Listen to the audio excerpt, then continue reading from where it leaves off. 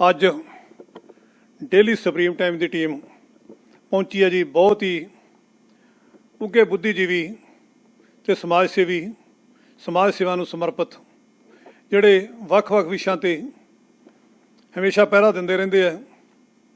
ਇਹ ਹੈ ਜੀ ਸਾਡੇ ਸਰਦਾਰ ਬਲਜੀਤ ਸਿੰਘ ਜੀ, ਪ੍ਰੋਫੈਸਰ ਬਲਜੀਤ ਸਿੰਘ ਜੀ ਗਿੱਲ, ਜਿਹੜੇ ਚਲੰਤ ਮਾਮਲਿਆਂ ਤੇ ਆਪੇ ਵਿਚਾਰ ਵੀ ਸਾਂਝੇ ਕਰਦੇ ਰਹਿੰਦੇ ਆ ਤੇ ਆਰਟੀਕਲ ਵੀ ਦਿੰਦੇ ਰਹਿੰਦੇ ਆ ਤੇ ਬਾਹਰਲੇ ਦੇਸ਼ਾਂ ਦੇ ਵਿੱਚ, USA ਦੇ ਵਿੱਚ, ਕੈਨੇਡਾ ਦੇ ਵਿੱਚ, ਉਹਨਾਂ ਚਰਚਾਵਾਂ ਦੇ ਵਿੱਚ ਵੀ ਇਹ ਭਾਗ ਲੈਂਦੇ ਰਹਿੰਦੇ ਆ।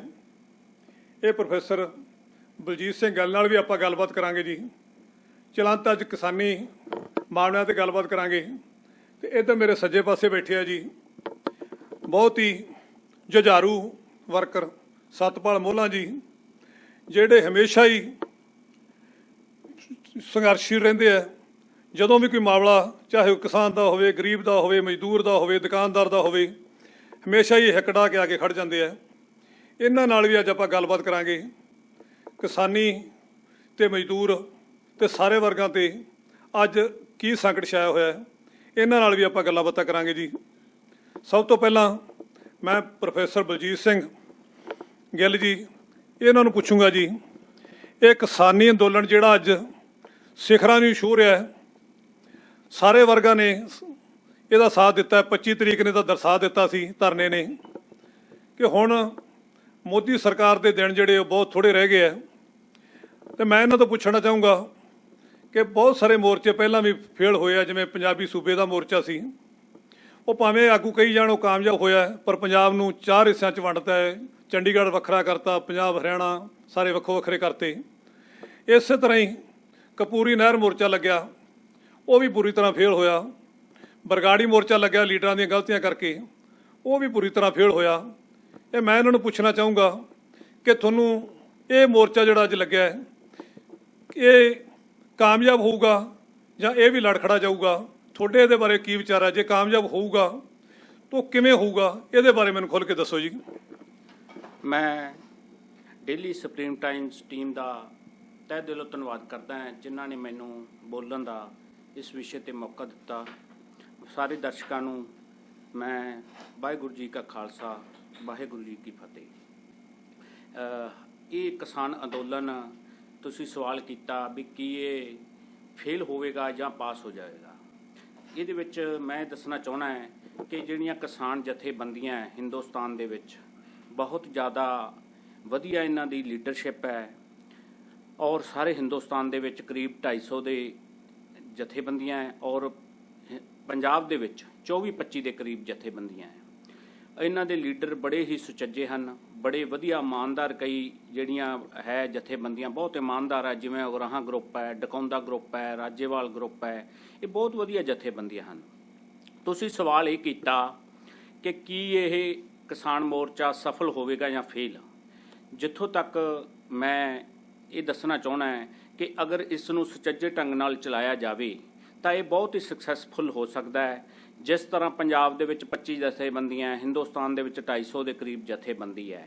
ਇਹਨਾਂ ਜੇ ਵੱਖ-ਵੱਖ ਜਥੇਬੰਦੀਆਂ ਵੱਖ-ਵੱਖ ਆਪਣੇ ਸੰਘਰਸ਼ ਲੜਨੀਆਂ ਤਾਂ ਵੱਖ-ਵੱਖ ਮੂੰਹ ਹੋਣਗੇ। ਇਹਨਾਂ ਸਾਰੇ ਜਥੇਬੰਦੀਆਂ ਨੂੰ ਇੱਕ ਜਿਹੜੀ ਕੋਰ ਕਮੇਟੀ ਬਣਾ ਲੈਣੀ ਚਾਹੀਦੀ ਹੈ। ਉਹਦੇ ਵਿੱਚ ਜਿਹੜੇ ਅੱਜ ਤੱਕ ਬੇਦਾਗ ਆਗੂ ਹੈ, ਉਹਨਾਂ ਨੂੰ ਇਹ ਜ਼ਿੰਮੇਵਾਰੀ ਦਿੱਤੀ ਜਾਵੇ 5-7 ਬੰਦਿਆਂ ਨੂੰ, ਤਾਂ ਕਿ ਜਿਹੜੀ ਕਮੇਟੀ ਹੈ ਉਹਦੇ ਵਿੱਚ ਬੰਦਾ ਵਿਕ ਨਹੀਂ ਸਕਦਾ। ਇੱਕ ਲੀਡਰ ਕਈ ਵਾਰ ਵਿਕ ਜਾਂਦਾ ਹੈ, ਲੇਕਿਨ ਕਮੇਟੀ ਦੇ ਵਿੱਚ ਵਿਕ ਨਹੀਂ ਸਕਦਾ। 5 ਤੋਂ 4 ਬੰਦਿਆਂ ਦੀ ਸਾਰੇ ਹਿੰਦੁਸਤਾਨ ਦੇ ਵਿੱਚ ਕਮੇਟੀ ਬਣਾ ਲਈ ਜਾਵੇ ਤੇ ਪੂਰੇ ਰੋਹ ਨਾਲ ਇਹ ਜਿਹੜਾ ਹੈ ਮਤਲਬ ਕਿ ਮੋਦੀ ਸਾਹਿਬ ਦਾ ਟਾਕਰਾ ਕੀਤਾ ਜਾ ਸਕਦਾ ਹੈ। ਕਿਉਂਕਿ ਮੋਦੀ ਮਜ਼ਬੂਤ ਨਹੀਂ ਹੈ। ਮੋਦੀ ਬਿਲਕੁਲ ਦਿਨੋਂ ਦਿਨ ਜਿਹੜਾ ਕੌਮੀ ਲੋਕਤੰਤਰ ਹੈ, ਕੌਮੀ ਲੋਕਤੰਤਰ ਜਿਹੜਾ NDA ਕਹਿ ਦਿੰਦੇ ਜਿਹਨੂੰ ਆਪਾਂ, ਇਹ ਦਿਨੋਂ ਦਿਨ ਕਮਜ਼ੋਰ ਹੁੰਦਾ ਜਾ ਰਿਹਾ ਹੈ। ਇਹ ਅਡਵਾਨੀ ਜੀ ਨੇ ਕਾਮਯਾਬ ਕੀਤਾ ਸੀ ਭਾਜਪਾ ਨੂੰ, ਕਿਉਂਕਿ ਉਹਨਾਂ ਨੇ ਸੂਬਿਆਂ ਦੇ ਵਿੱਚੋਂ ਜਿਹੜੀਆਂ ਭਾਈਵਾਲ ਪਾਰਟੀਆਂ ਨਾਲ ਗੱਠਜੋੜ ਕਰਕੇ ਆਪ ਦੂਜੇ ਨੰਬਰ 'ਤੇ ਰਹਿ ਕੇ ਭਾਰਤੀ ਜਨਤਾ ਪਾਰਟੀ ਨੂੰ ਮਜ਼ਬੂਤ ਕੀਤਾ ਤੇ ਅੱਜ ਮੋਦੀ ਜੀ ਦੇ ਨਾਲੋਂ ਉਹ ਸਾਰੇ ਹੌਲੀ ਹੌਲੀ ਜਿਹੜੇ ਖੇਤਰੀ ਪਾਰਟੀਆਂ ਦੇ ਦਲ ਹੈ ਉਹ ਸਾਰੇ ਹੌਲੀ ਹੌਲੀ ਖਤਮ ਹੋ ਰਹੇ ਹੈ। ਜਿਵੇਂ ਸ਼ਿਵ ਸੈਨਾ ਚਲੀ ਗਈ, ਬੀਜੂ ਦਲ ਚਲਾ ਗਿਆ, ਅਸਾਮ ਗਣ ਪਰਿਸ਼ਦ ਦੂਰ ਹੋ ਗਈ, ਪੰਜਾਬ ਦੇ ਵਿੱਚ ਅਕਾਲੀ ਦਲ ਟੁੱਟ ਗਿਆ ਔਰ ਹਰਿਆਣਾ ਦੇ ਵਿੱਚ JJP ਵੀ ਮੈਨੂੰ ਲੱਗਦਾ ਹੈ ਕਿਸਾਨ ਮੁੱਦੇ ਤੇ ਚਲੇ ਜਾਏਗੀ। ਇਹ ਅੰਦੋਲਨ ਫੇਲ ਨਹੀਂ ਹੋਏਗਾ ਕਿਉਂਕਿ ਇਹ ਅੰਦੋਲਨ ਫੇਲ ਹੋਣ ਦਾ ਅੱਗੇ ਅੰਦੋਲਨ ਤਾਂ ਫੇਲ ਹੋ ਜਾਂਦੇ ਸੀ, ਰੋਟੀ ਦਾ ਮਸਲਾ ਨਹੀਂ ਹੁੰਦਾ ਸੀ। ਹੁਣ ਕੀ ਹੈ, ਹਰ ਕਿਸਾਨ ਦੀ ਰੋਟੀ ਦਾ ਮਸਲਾ ਹੈ।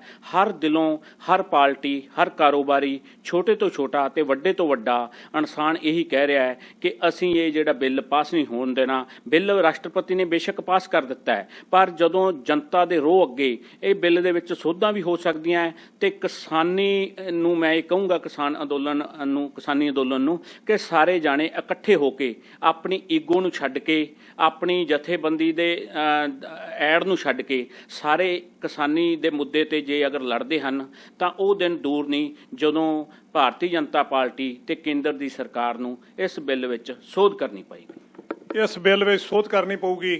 ਪ੍ਰੋਫੈਸਰ ਸਾਹਿਬ ਦਾ ਕਹਿਣਾ ਹੈ ਕਿ ਜੋ ਅੰਦੋਲਨ ਚੱਲਿਆ ਹੈ ਇਹ ਬਿਲਕੁਲ ਕਾਮਯਾਬ ਹੋਊਗਾ। ਹੁਣ ਆਪਾਂ ਪੁੱਛਦੇ ਹਾਂ ਜੀ ਸਤਪਾਲ ਮੋਹਲਾ ਨੂੰ ਕਿ ਜਿਹੜੇ ਸਿਆਸੀ ਪਾਰਟੀਆਂ ਹੈ ਉਹ ਆਪਣੀ ਆਪਣੀ ਡਫਲੀ ਵਜਾਈ ਜਾਂਦੀਆਂ, ਆਪਣੇ ਉਹ ਪ੍ਰੋਗਰਾਮ ਵੱਖਰੇ ਰੱਖੀ ਜਾਂਦੀਆਂ, ਕਿ ਇਹਨਾਂ ਨੂੰ ਵੀ ਕਿਸਾਨ ਯੂਨੀਅਨ ਦੇ ਝੰਡੇ ਥੱਲੇ ਇਕੱਠੇ ਹੋ ਜਾਣਾ ਚਾਹੀਦਾ ਹੈ, ਫਿਰ ਤਾਕਤ ਜ਼ਿਆਦਾ ਬਣ ਜੂਗੀ। ਇਹਦੇ ਬਾਰੇ ਵਿਚਾਰੇ ਤੁਸੀਂ ਕੀ ਵਿਚਾਰ ਰੱਖਦੇ ਹੋ? ਦੇਖੋ, ਸਿਆਸੀ ਪਾਰਟੀਆਂ ਹਿੰਦੁਸਤਾਨ ਦੇ ਵਿੱਚ ਪਿਛਲੇ ਸਮੇਂ ਤੋਂ ਉਹਨਾਂ ਦਾ ਇੱਕ ਔਗਣ ਬਣ ਗਿਆ ਕਿ ਉਹ ਸਿਰਫ ਰਾਜ ਕਰਨ ਲਈ ਆ ਰਹੀਆਂ ਨੇ। ਨਾਅਰੇ ਬਹੁਤ ਵੱਡੇ ਦੇ ਦਿੰਦੀਆਂ ਨੇ, ਨਾਅਰੇ ਇਸ ਤਰ੍ਹਾਂ ਲੋਕ ਲਵਾਉਣੋਂ ਦਿੰਦੀਆਂ ਕਿਸਾਨਾਂ ਨੂੰ ਤੇ ਮਜ਼ਦੂਰਾਂ ਨੂੰ ਵੀ, ਪਰ ਕਰਦੀਆਂ ਕੁਛ ਨਹੀਂ। ਇਸ ਕਰਕੇ ਸਾਡੇ ਦੇਸ਼ ਦੇ ਲੋਕਾਂ ਦਾ ਜਿੱਥੇ ਸਿਆਸੀ ਪਾਰਟੀਆਂ ਤੋਂ ਬਹੁਤ ਸਾਰਾ ਜਿਹੜੇ ਉਹਨਾਂ ਦਾ ਮਨ ਉਕਤਾ ਗਿਆ, ਉੱਥੇ ਨਾਲ ਥੋੜ੍ਹਾ ਜਿਹਾ ਜਿਹੜੇ ਆਮ ਲੋਕ ਇਹਨਾਂ ਦੇ ਸਿਆਸੀ ਲੀਡਰਾਂ ਦੇ ਖਿਲਾਫ ਵੀ ਸੋਚਣ ਲੱਗੇ। ਜਿਵੇਂ ਹਿੰਦੁਸਤਾਨ ਪੱਧਰ 'ਤੇ ਜਿਹੜੀਆਂ 10 ਜਥੇਬੰਦੀਆਂ ਜਦੋਂ ਤੁਰੀਆਂ ਅਤੇ ਮੁੜ ਕੇ 31 ਹੋ ਗਈਆਂ, ਅਤੇ ਅੱਜ ਜਦੋਂ ਸਿਆਸੀ ਲੀਡਰਾਂ ਨੂੰ ਲੋਕ ਪਸੰਦ ਘੱਟ ਕਰਨ ਲੱਗੇ ਤੇ ਜ਼ਰੂਰੀ ਆ ਕਿ ਉਹਨਾਂ ਨੂੰ ਇਹਨਾਂ ਕਿਸਾਨ ਯੂਨੀਅਨਾਂ, ਕਿਸਾਨ ਸਭਾਵਾਂ ਦੇ ਮਗਰ ਲੱਗਣਾ ਚਾਹੀਦਾ, ਕਿਉਂਕਿ ਕਿਸਾਨ ਸਭਾਵਾਂ ਨੇ ਲੰਮਾ ਸੰਘਰਸ਼ ਲੜਿਆ, ਕੋਈ ਛੋਟਾ ਸੰਘਰਸ਼ ਨਹੀਂ ਲੜਿਆ, ਕੋਈ ਅੱਜ ਤੋਂ ਨਹੀਂ ਲੜਨ ਲੱਗੀਆਂ।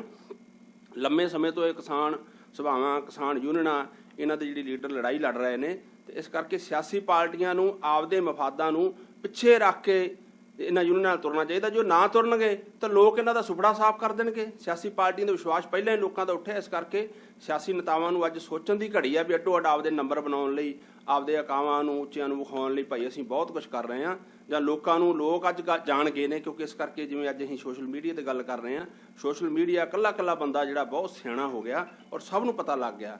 ਸੋ ਇਸ ਕਰਕੇ ਇਹ ਜਿਹੜੀਆਂ ਸਿਆਸੀ ਪਾਰਟੀਆਂ ਨੂੰ ਕਿਸਾਨ ਯੂਨੀਅਨਾਂ ਦੇ ਮੰਚ 'ਤੇ ਆਉਣਾ ਚਾਹੀਦਾ ਔਰ ਆਪਣੀ ਹਉਮੈ ਨੂੰ ਤਿਆਗਣਾ ਚਾਹੀਦਾ। ਆਪਣੀ ਹਉਮੈ ਨੂੰ ਤਿਆਗਣਾ ਚਾਹੀਦਾ, ਕਿਸਾਨ ਯੂਨੀਅਨ ਦੇ ਮੰਚ ਤੇ ਆਉਣਾ ਚਾਹੀਦਾ ਸਿਆਸੀ ਪਾਰਟੀਆਂ ਨੂੰ। ਹੁਣ ਆਪਾਂ ਪ੍ਰੋਫੈਸਰ ਸਾਹਿਬ ਨੂੰ ਪੁੱਛਦੇ ਹਾਂ ਕਿ ਇੱਕ ਨਵਾਂ ਟ੍ਰੈਂਡ ਚੱਲ ਗਿਆ ਆ ਟਰੈਕਟਰ ਸਾੜਨ ਵਾਲਾ। ਜਦੋਂ ਜਿਹਦੀ ਇਹ ਸਿਆਸੀ ਪਾਰਟੀਆਂ ਟਰੈਕਟਰ ਸਾੜੀ ਜਾਂਦੀਆਂ, ਟਰੈਕਟਰ ਦਾ ਜਿਹੜਾ ਜੱਟ ਦਾ ਪੁੱਤ ਹੁੰਦਾ ਹੈ, ਜਿਵੇਂ ਪੁੱਤ ਨੂੰ ਸਾੜਤਾ ਟਰੈਕਟਰ ਸਾੜਤਾ। ਇਸ ਕਰਕੇ ਕੀ ਇਹ ਟਰੈਕਟਰ ਸਾੜਨ ਨਾਲ ਇਹ ਮੰਗਾਂ ਸਾਡੀਆਂ ਮੰਨੀਆਂ ਜਾਣੀਆਂ ਜਾਂ ਕੋਈ ਇਹਦਾ ਹੋਰ ਤਰੀਕਾ ਹੈ? ਇਹਦੇ ਬਾਰੇ ਵੀ ਸਾਨੂੰ ਖੁੱਲ੍ਹ ਕੇ ਦੱਸੋ ਜੀ। ਜਿੱਥੋਂ ਤੱਕ ਮੈਂ ਟਰੈਕਟਰ ਦਾ ਸੰਬੰਧ ਆ ਸਾੜਨ ਦਾ, ਇਹ ਜ਼ਿਮੀਂਦਾਰ ਦਾ ਵਾਕਿਆ ਜਿਵੇਂ ਤੁਸੀਂ ਕਿਹਾ ਵੀ ਇਹ ਕਮਾਊ ਪੁੱਤ ਹੁੰਦਾ ਹੈ। ਜਦੋਂ ਦਾ ਟਰੈਕਟਰ ਤੇ ਮਸ਼ੀਨਰੀ ਪੰਜਾਬ ਦੇ ਵਿੱਚ ਆਈ ਹੈ ਤੇ ਹਰੀ ਕ੍ਰਾਂਤੀ ਵੀ ਦੇ ਵਿੱਚ ਟਰੈਕਟਰ ਦਾ ਬਹੁਤ ਵੱਡਾ ਯੋਗਦਾਨ ਹੈ। ਅੱਜ ਕਿਸੇ ਜ਼ਿਮੀਂਦਾਰ ਨੇ ਟਰੈਕਟਰ ਨਹੀਂ ਸਾੜਿਆ। ਹਿੰਦੁਸਤਾਨ ਦੇ ਵਿੱਚ ਜਿਹੜੀਆਂ ਪੋਲੀਟੀਕਲ ਪਾਰਟੀਆਂ ਉਹੀ ਟਰੈਕਟਰ ਸਾੜ ਰਹੀਆਂ ਹੈ। ਪਰ ਮੈਂ ਇਹ ਕਹੂੰਗਾ ਵੀ ਟਰੈਕਟਰ ਸਾੜਨ ਨਾਲ ਇੱਕ ਸੰਕੇਤ ਜ਼ਰੂਰ ਜਾਂਦਾ ਹੈ ਹਿੰਦੁਸਤਾਨ ਦੀ ਗੌਰਮੈਂਟ ਨੂੰ, ਪਰ ਇਹ ਹੈ ਵੀ ਗੌਰਮੈਂਟ ਤੇ ਪ੍ਰੈਸ਼ਰ ਨਹੀਂ ਉਹਨਾਂ ਬਣਦਾ। ਜੇ ਆਪਾਂ ਹਿੰਦੁਸਤਾਨ ਦੀ ਗੌਰਮੈਂਟ ਤੇ ਪ੍ਰੈਸ਼ਰ ਬਣਾਉਣਾ ਹੈ ਤਾਂ ਫਿਰ ਆਪਾਂ ਸਾਰੀਆਂ ਪੋਲੀਟੀਕਲ ਪਾਰਟੀਆਂ ਨੂੰ ਜਿਹੜਾ ਦਿੱਲੀ ਦਾ ਘਿਰਾਓ ਕਰਨਾ ਚਾਹੀਦਾ ਹੈ ਤੇ ਹਰ ਘਰ ਦੇ ਵਿੱਚੋਂ ਗੌਰਮੈਂਟ ਦੇ ਖਿਲਾਫ ਨਾਅਰਾ ਮਾਰਨਾ ਚਾਹੀਦਾ ਹੈ ਤਾਂ ਕਿ ਗੌਰਮੈਂਟ ਤੇ ਇਹੋ ਜਿਹਾ ਪ੍ਰੈਸ਼ਰ ਬਣੇ। ਅੱਜ ਵੀ ਹਿੰਦੁਸਤਾਨ ਦੀ ਗੌਰਮੈਂਟ ਪ੍ਰੈਸ਼ਰ ਦੇ ਵਿੱਚ ਬਹੁਤ ਹੈ ਕਿਉਂਕਿ 7-8 ਸੂਬਿਆਂ ਦੇ ਵਿੱਚ ਜਿਹੜਾ ਕਿਸਾਨ ਯੁੱਧ ਮੱਚਿਆ ਹੋਇਆ ਹੈ ਤੇ ਸੈਂਟਰ ਦੇ ਜਿਹੜੀਆਂ BJP ਦੀਆਂ ਅਲਾਇੰਸ ਪਾਰਟੀਆਂ ਉਹ ਇਸ ਨੂੰ ਛੱਡ ਕੇ ਭੱਜ ਰਹੀਆਂ ਹਨ। ਇਸ ਕਰਕੇ ਮੈਂ ਕਿਸਾਨਾਂ ਨੂੰ ਇਹ ਕਹੂੰਗਾ ਵੀ ਆਪਣੇ ਕਪਾਊ ਪੁੱਤ ਨੂੰ ਕਦੇ ਨਾ ਸਾੜੋ, ਕਿਉਂਕਿ ਇਹ ਵੀ ਇੱਕ ਹਿਸਾਬ ਨਾਲ ਆਪਾਂ ਨੂੰ ਸਰਾਪ ਸਿੱਧ ਹੋਏਗਾ। ਇਹ ਵੀ ਇੱਕ ਹਿਸਾਬ ਨਾਲ ਸਰਾਪ ਸਿੱਧ ਹੋਵੇਗਾ। ਕਮਾਊ ਪੁੱਤ ਨੂੰ ਬਿਲਕੁਲ ਨਾ ਸਾੜੋ। ਹੁਣ ਆਪਾਂ ਪੁੱਛਦੇ ਹਾਂ ਜੀ ਮੋਹਲਾ ਸਾਹਿਬ ਨੂੰ ਕਿ ਕਿਸਾਨ ਸੰਘਰਸ਼ ਕਰ ਰਿਹਾ ਹੈ ਪਰ ਸਰਕਾਰ ਕੋਲ ਬੜੇ ਪਾਵਰ ਹੁੰਦੀ ਹੈ, ਤਰੀਕੇ ਹੁੰਦੇ ਆ, ਹਥਿਆਰ ਹੁੰਦੇ ਆ, ਤੋਪਾਂ ਹੁੰਦੀਆਂ, ਬੰਬ ਹੁੰਦੀਆਂ, ਪੁਲਿਸ ਹੈ, ਫੌਜ ਹੈ, ਸਭ ਕੁਝ ਹੈ, ਉਹ ਕਿਵੇਂ ਮੁਕਾਬਲਾ ਕਰ ਸਕਦੇ? ਇਹਦੇ ਬਾਰੇ ਤੁਸੀਂ ਕੀ ਕਹਿਣਾ ਚਾਹੋਗੇ? ਦੇਖੋ ਜੀ, ਅਸੀਂ ਜਿਹੜਾ ਹੈ ਪੰਜਾਬੀ ਪਹਿਲਾਂ ਹੀ ਲੜਾਈ ਲੜਦੇ ਰਹੇ ਆ। ਸਿਕੰਦਰ ਵੀ ਆਇਆ ਇੱਥੇ, ਮੁਗਲ ਵੀ ਆਏ। ਤਾਂ ਜਦੋਂ ਸ਼੍ਰੀ ਗੁਰੂ ਨਾਨਕ ਦੇਵ ਜੀ ਨੇ ਬਾਬਰ ਨੂੰ ਨਹਿਰਾ ਮਾਰਿਆ, ਤੀ ਮਾਰ ਪਈ ਕਰਲਾਣੇ, ਤਾਂ ਸੂਰਾ ਸਿਉ ਪਚਾਨੀਏ ਲੜੇ ਦੀਨ ਕੇ ਹੇਤ, ਪੁਰਜਾ ਪੁਰਜਾ ਕੱਟ ਮਰੇ ਕਬੂ ਨਾ ਛੱਡੇ ਖੇਤ। ਕਿਸਾਨ ਏਡੀ ਛੇਤੀ ਆਪਣਾ ਖੇਤ ਛੱਡਣ ਵਾਲਾ ਨਹੀਂ, ਏਡੀ ਛੇਤੀ ਭੱਜਣ ਵਾਲਾ ਨਹੀਂ। ਸਰਕਾਰਾਂ ਨੂੰ ਜ਼ਰੂਰ ਭਜਾ ਸਕਦਾ, ਔਰ ਲੜਾਈ ਲੰਮੀ ਜ਼ਰੂਰ ਹੋ ਸਕਦੀ ਆ, ਪਰ ਲੜਾਈ ਕਦੇ ਲੋਕ ਹਾਰਿਆ ਨਹੀਂ ਕਰਦੇ, ਲੋਕ ਜਿੱਤ ਜਾਂਦੇ ਨੇ ਲੜਾਈ। ਦੁਨੀਆ ਦਾ ਇਤਿਹਾਸ ਆ ਵੀ ਉਹ ਲੋਕ ਜਿਹੜੇ ਪਹਿਲਾਂ ਲੋਕਾਂ ਦੇ ਧੀਆਂ ਪੁੱਤਾਂ ਨੂੰ ਸਾਨੂੰ ਇਹ ਨਾਅਰਾ ਦਿੰਦੇ ਆ ਵੀ ਪਾਕਿਸਤਾਨ ਨਾਲ ਜੰਗ ਲੜੋ, ਚੀਨ ਨਾਲ ਲੜੋ, ਸਾਡੇ ਧੀਆਂ ਪੁੱਤ ਮਰਦੇ ਨੇ। ਖੇਤਾਂ 'ਚ ਵੀ ਸਾਡੇ ਧੀਆਂ ਪੁੱਤ ਜਿਹੜਾ ਆਪਦਾ ਲਹੂ ਜਿਹੜਾ ਡੋਲਦੇ ਨੇ, ਖੂਨ ਪਸੀਨੇ ਦੀ ਕਮਾਈ ਕਰਦੇ ਨੇ। ਪਰ ਜਦੋਂ ਉਹਨਾਂ ਨੂੰ ਪਤਾ ਲੱਗ ਜਾਂਦਾ ਤਾਂ ਜਿੱਥੇ ਵੀ ਕਿਤੇ ਦੁਨੀਆ 'ਚ ਤਬਦੀਲੀ ਆਈ, ਉਹ ਕਿਊਬਾ ਦੇ ਵਿੱਚ ਭਾਵੇਂ ਫੀਡਲ ਕਾਸਟਰੋ ਨੇ ਲਿਆਂਦੀ, ਭਾਵੇਂ ਹਿੰਦੁਸਤਾਨ ਦੇ ਵਿੱਚ ਭਗਤ ਸਿੰਘ ਤੇ ਕਰਤਾਰ ਸਿੰਘ ਸਰਾਭਾ ਅੱਗੇ ਲੱਗੇ, ਤੇ ਭਾਵੇਂ ਰੂਸ ਦੇ ਵਿੱਚ ਲੈਨਨ ਅੱਗੇ ਲੱਗਿਆ। ਪਰ ਇਹ ਲੰਮੀ ਲੜਾਈ ਕਿਤੇ ਨਾ ਕਿਤੇ ਹੋ ਸਕਦੀ ਹੈ। ਪਰ ਲੋਕ ਜਿਹੜੇ ਨੇ ਜਦੋਂ ਜਾਗ ਪੈਂਦੇ ਨੇ, ਲੋਕਾਂ ਨੂੰ ਜਦੋਂ ਪਤਾ ਲੱਗ ਜਾਂਦਾ ਆ, ਲੋਕ ਜਦੋਂ ਤਬਦੀਲੀ ਲਈ ਆਪਦਾ ਹੱਥ ਚੁੱਕਦੇ ਨੇ, ਜਦੋਂ ਕਿ ਇੱਕ ਸਲੋਗਨ ਜਾਂ ਨਾਅਰਾ ਲੈ ਕੇ ਚੱਲਦੇ ਨੇ, ਤਾਂ ਲੋਕ ਪਿੱਛੇ ਨਹੀਂ ਹਟਦੇ, ਉਹਨਾਂ ਦੇ ਪੱਲੇ ਕੁਝ ਨਾ ਕੁਝ ਜ਼ਰੂਰ ਪੈਂਦਾ ਆ। ਤੇ ਇਸ ਕਰਕੇ ਇਹ ਲੜਾਈ ਜਿਹੜੀ ਆ ਜਿੱਤਣ ਵਾਸਤੇ ਲੜੀਆਂ ਜਾਂਦੀਆਂ ਨੇ। ਮੈਂ ਇਹ ਕਹੂੰਗਾ ਤੇ ਲੋਕਾਂ ਨੂੰ ਵੀ ਆਸ ਰੱਖਣੀ ਚਾਹੀਦੀ ਆ ਵੀ ਉਹ ਜਿੱਤਣ ਲਈ ਅੱਗੇ ਵਧਣ। ਤਾਂ ਇਹ ਜਿਹੜੇ ਲੋਕ ਨੇ ਸਾਡੇ ਭੇਜੇ ਨੁਮਾਇੰਦੇ ਨੇ, ਜੇ ਅਸੀਂ ਇਹਨਾਂ ਨੂੰ ਭੇਜ ਸਕਦੇ ਹਾਂ ਤੇ ਵਾਪਸ ਵੀ ਬੁਲਾ ਸਕਦੇ ਹਾਂ। ਲੋਕ ਜੇ ਕੁਰਸੀ ਦੇ ਸਕਦੇ ਆ ਤੇ ਕੁਰਸੀ ਖੋਹ ਵੀ ਸਕਦੇ ਆ, ਜੇ ਰਾਜ ਦੇ ਸਕਦੇ ਆ ਤੇ ਲੋਕ ਰਾਜ ਖੋਹ ਵੀ ਸਕਦੇ ਆ। ਸੋ ਇਸ ਕਰਕੇ ਦਿਲ ਕਦੇ ਨਹੀਂ ਛੱਡਣਾ ਚਾਹੀਦਾ, ਔਰ ਸਾਨੂੰ ਲੜਾਈ ਲੜਨੀ ਚਾਹੀਦੀ। ਸਾਨੂੰ ਲੜਾਈ ਲੜਨੀ ਚਾਹੀਦੀ ਹੈ। ਇਹਨਾਂ ਦੇ ਵਿਚਾਰ ਹੈ ਜੀ ਕਿ ਜੋ ਇਹਨਾਂ ਦੀ ਸੁਰੱਖਿਆ ਕਰਦੇ ਹੈ, ਚਾਹੇ ਉਹ ਪੁਲਿਸ ਮੁਲਾਜ਼ਮ ਹੋਣ, ਚਾਹੇ ਆਰਮੀ ਹੋਵੇ, ਚਾਹੇ ਕੋਈ CRP BSF ਕੋਈ ਵੀ ਹੋਵੇ, ਉਹ ਕਿ ਇਹਨਾਂ ਦੇ ਮੁੰਡੇ ਨਹੀਂ, ਉਹ ਸਾਰੇ ਸਾਡੇ ਹੀ ਮੁੰਡੇ ਆ, ਸਾਡੇ ਹੀ ਧੀਆਂ ਪੁੱਤ ਹੈ, ਸਾਡੇ ਹੀ ਭੈਣ ਭਰਾ ਹੈ। ਜਦੋਂ ਉਹਨਾਂ ਨੂੰ ਪਤਾ ਲੱਗ ਗਿਆ ਕਿ ਸਾਡਾ ਦੁਸ਼ਮਣ ਤਾਂ ਉਹ ਬੈਠਾ, ਉਹ ਸਾਥੋਂ ਸਾਡੇ ਭੈਣ ਭਰਾ ਦੇ ਗੋਲੀਆਂ ਮਰਾਈ ਜਾਂਦਾ ਹੈ, ਤੇ ਉਦੋਂ ਜਿਹੜੇ ਹਥਿਆਰ ਹੈ, ਹਥਿਆਰਾਂ ਦੀ ਸਾਨੂੰ ਲੋੜ ਨਹੀਂ, ਕਿਸਾਨਾਂ ਨੂੰ ਲੋੜ ਨਹੀਂ, ਮਜ਼ਦੂਰਾਂ ਦੀ ਨੂੰ ਲੋੜ ਨਹੀਂ। ਉਹੀ ਜਿਹੜੇ ਹਥਿਆਰਾਂ ਦੇ ਮੂੰਹ ਹੈ, ਸਿਰਫ ਉਹੀ ਮੋੜਨ ਦੀ ਲੋੜ ਹੈ। ਅੱਜ ਉਹ ਉਹਨਾਂ ਦੇ ਇਸ਼ਾਰੇ ਤੇ ਸਾਡੇ ਤੇ ਗੋਲੀਆਂ ਭਰਾਉਂਦੇ ਆ, ਤੇ ਫਿਰ ਸਾਡੇ ਇਸ਼ਾਰੇ ਤੇ ਉਹ ਹਥਿਆਰਾਂ ਦੇ ਮੂੰਹ ਉਧਰ ਨੂੰ ਕਰ ਲੈਣਗੇ। ਇਹ ਵਿਚਾਰ ਹੈ ਜੀ ਇਹਨਾਂ ਦੇ। ਹੁਣ ਮੈਂ ਪ੍ਰੋਫੈਸਰ ਬਲਜੀਤ ਸਿੰਘ ਗਿੱਲ ਨੂੰ ਪੁੱਛਾਂਗਾ ਕਿ ਜਿਹੜੇ ਆ ਗਾਇਕ ਹੈ, ਕਈ ਗਾਇਕ ਆਪੋ ਆਪਣੀ ਡਫਲੀ ਜੀ ਪਾਸੇ ਕਰਕੇ ਵਜਾਈ ਜਾਂਦੇ ਆ, ਕੁਛ ਜਿਹੜੇ ਇਹਨਾਂ ਦੇ ਵਿੱਚ ਵੀ ਆ ਗਏ, ਕੁਛ ਪਾਸੇ ਆਪਦਾ ਕਰੀ ਜਾਂਦੇ ਆ। ਇਹਦੇ ਬਾਰੇ ਤੁਹਾਡੇ ਕੀ ਵਿਚਾਰ ਹੈ? ਇਹ ਸਹੀ ਕਰ ਰਿਹਾ ਜਾਂ ਇਹਨਾਂ ਨੂੰ ਵੀ ਆ ਕੇ ਸੰਘਰਸ਼ ਦਾ ਹਿੱਸਾ ਬਣਨਾ ਚਾਹੀਦਾ? ਜਿਹੜੇ ਗਾਇਕ ਆ ਜੀ, ਇਹ ਸਮਾਜ ਦਾ ਸ਼ੀਸ਼ਾ ਹੁੰਦੇ ਆ। ਇਹਨਾਂ ਦੀ ਜਿਹੜੀ ਲੇਖਣੀ ਹੁੰਦੀ ਹੈ, ਗਾਉਣੀ ਹੁੰਦੀ ਹੈ, ਸਮਾਜ ਦਾ ਸ਼ੀਸ਼ਾ ਹੁੰਦੀ। ਜੋ ਸਮਾਜ ਵਿੱਚ ਅੱਜ ਵਾਪਰ ਰਿਹਾ ਹੈ ਉਹੀ ਇਹ ਗਾਉਂਦੇ ਆ ਇਹ ਲੋਕ। ਮੈਂ ਸਾਫ ਸੁਥਰੀ ਗਾਇਕੀ ਵਾਲੇ ਜਿਹੜੇ ਗਾਇਕ ਹੈ, ਜਿਵੇਂ ਬੱਬੂ ਮਾਨ, ਹਰਭਜਨ ਮਾਨ, ਗੁਰਦਾਸ ਮਾਨ, ਭਗਵੰਤ ਮਾਨ, ਇਹ ਜਿਹੜੇ ਲੋਕ ਹੈ, ਇਹ ਬਹੁਤ ਸਮਾਜ ਤੇ ਗਹਿਰੀ ਇਹਨਾਂ ਨੇ ਛਾਪ ਛੱਡੀ ਹੋਈ ਹੈ।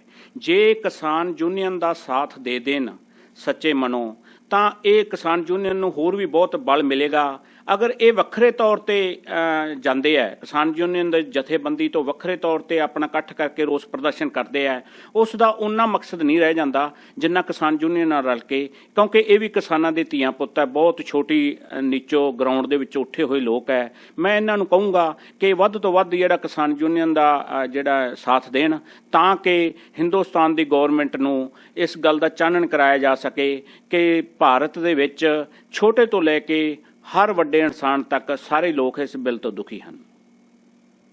ਸਾਰੇ ਇਸ ਬਿੱਲ ਤੋਂ ਦੁਖੀ ਹੈ। ਪ੍ਰੋਫੈਸਰ ਸਾਹਿਬ ਨੇ ਬਹੁਤ ਹੀ ਵਧੀਆ ਖੋਲ ਕੇ ਦੱਸਿਆ ਜੀ। ਹੁਣ ਆਪਾਂ ਮੋਲਾ ਸਾਹਿਬ ਨੂੰ ਪੁੱਛਦੇ ਹਾਂ ਕਿ ਇਹ ਆਰਡੀਨੈਂਸ ਤੁਹਾਨੂੰ ਕੀ ਲੱਗਦਾ ਹੈ ਵੀ ਵਾਪਸ ਹੋਣਗੇ ਜਾਂ ਇਹਨਾਂ ਦੇ ਵਿੱਚ ਕੋਈ ਸੁਧਾਰ ਹੋਊਗਾ? ਇਹ ਕਿਵੇਂ ਅੱਗੇ ਕੀ ਹੋਊਗਾ, ਇਹਦੇ ਬਾਰੇ ਥੋੜ੍ਹਾ ਸਾਨੂੰ। ਦੇਖੋ ਜੀ, ਲੋਕ ਤਾਕਤ ਬਹੁਤ ਵੱਡੀ ਆ। ਆਰਡੀਨੈਂਸ ਉਹਨਾਂ ਨੁਮਾਇੰਦਿਆਂ ਬਣਾਏ ਆ ਜਿਹੜੇ ਲੋਕਾਂ ਨੇ ਭੇਜੇ ਆ, ਤੇ ਜੇ ਲੋਕ ਇਸ ਪਾਸੇ ਨੂੰ ਤੁਰ ਪਏ ਤੇ ਸਰਕਾਰਾਂ ਤੇ ਕੁਰਸੀਆਂ ਇਹਨਾਂ ਦੀਆਂ ਜਦੋਂ ਖੋਈਆਂ, ਤੇ ਆਰਡੀਨੈਂਸ ਵਾਪਸ ਕਿਵੇਂ ਨਾ ਲੈਣਗੇ? ਤਾਂ ਜਿਸ ਤਰ੍ਹਾਂ ਇੱਕ ਕਵੀ ਨੇ ਕਿਹਾ ਕਿ ਅੱਜ ਤੁਹਾਡੇ ਹੱਥਾਂ ਵਿੱਚ ਜ਼ੁਲਮ ਦੀਆਂ ਛਵੀਆਂ ਹਨ, ਕੱਲ ਸਾਡੇ ਹੱਥਾਂ ਵਿੱਚ ਇਨਸਾਫ ਦੇ ਗੰਡਾਸੇ ਹੋਣਗੇ। ਤਾਂ ਲੋਕ ਜਦੋਂ ਲੜਦੇ ਨੇ, ਆਪਦੇ ਹੱਕਾਂ ਲਈ ਲੜਦੇ ਨੇ ਤੇ ਉਹ ਅੰਤ ਤੱਕ ਜਾਂਦੇ ਨੇ, ਵਿਚਾਲੇ ਨਹੀਂ ਛੱਡਦੇ। ਤੇ ਮੈਂ ਵੀ ਕਹਿੰਦਾ ਸਾਡੀਆਂ ਜਥੇਬੰਦੀਆਂ ਨੂੰ ਸਾਨੂੰ ਇਸ ਤਰ੍ਹਾਂ ਸਹਿਯੋਗ ਦੇਣਾ ਚਾਹੀਦਾ ਵੀ ਸਾਡੀਆਂ ਸਿਆਸੀ ਪਾਰਟੀਆਂ ਜਾਂ ਜਿਸ ਤਰ੍ਹਾਂ ਬਹੁਤ ਸਾਰੇ ਗਾਇਕਾਂ ਦੀ ਜਾਂ ਹੋਰ ਲੋਕਾਂ ਦੀ ਗੱਲ ਹੋ ਰਹੀ ਆ ਵੀ ਆਪ ਮਹਾਰੇ ਲੋਕ ਜੋ ਤੁਰੇ ਨੇ ਉਹਨਾਂ ਨੂੰ ਸਿਆਣੇ ਕਰਕੇ ਯੂਨੀਅਨਾਂ ਦੇ ਨਾਲ ਤੁਰਿਆ ਜਾਵੇ, ਨਾ ਉਹਨਾਂ ਦਾ ਵਿਰੋਧ ਕੀਤਾ ਜਾਵੇ ਤੇ ਨਾ ਹੀ ਕੋਈ ਅਜਿਹੇ ਕਦਮ ਚੁੱਕੇ ਜਾਣ ਵੀ ਕਿਸੇ ਤਰੀਕੇ ਲਹਿਰ ਕਮਜ਼ੋਰ ਹੋਵੇ। ਸਗੋਂ ਉਹਨਾਂ ਆਗੂਆਂ ਨੂੰ 10 ਜਥੇਬੰਦੀਆਂ ਨੂੰ ਜਿਨ੍ਹਾਂ ਦੀ ਗਿਣਤੀ 31 ਹੋ ਗਈ ਆ ਉਹਨਾਂ ਨੂੰ ਲਾਗੂ ਕਰਾਉਣ ਲਈ ਅੱਗੇ ਵਧਣਾ ਚਾਹੀਦਾ ਤੇ ਲੜਾਈ ਅਸੀਂ ਜ਼ਰੂਰ ਜਿੱਤਾਂਗੇ। ਲੜਾਈ ਅਸੀਂ ਜ਼ਰੂਰ ਜਿੱਤਾਂਗੇ, ਇਹੀ ਇਹਨਾਂ ਦਾ ਕਹਿਣਾ ਹੈ। ਬਹੁਤ ਵਿਸਥਾਰਪੂਰਵਕ ਚਰਚਾ ਇਹਨਾਂ ਨੇ ਕੀਤੀ ਹੈ ਤੇ ਸੇਧ ਵੀ ਦਿੱਤੀ ਹੈ। ਸੋ ਮੈਂ ਪ੍ਰੋਫੈਸਰ ਸਾਹਿਬ ਦਾ ਤੇ ਸਤਪਾਲ ਮੋਹਲਾ ਜੀ ਦਾ ਡੇਲੀ ਸੁਪਰੀਮ ਟਾਈਮ ਵੱਲੋਂ ਬਹੁਤ ਬਹੁਤ ਮੈਂ ਇਹਨਾਂ ਦਾ ਧੰਨਵਾਦ ਕਰਦਾ ਜੀ।